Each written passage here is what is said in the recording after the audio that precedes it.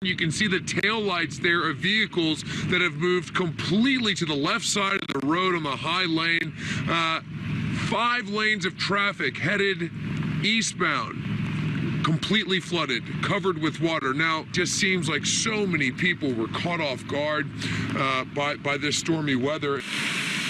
The streets look more like rivers, people literally plowing their way through.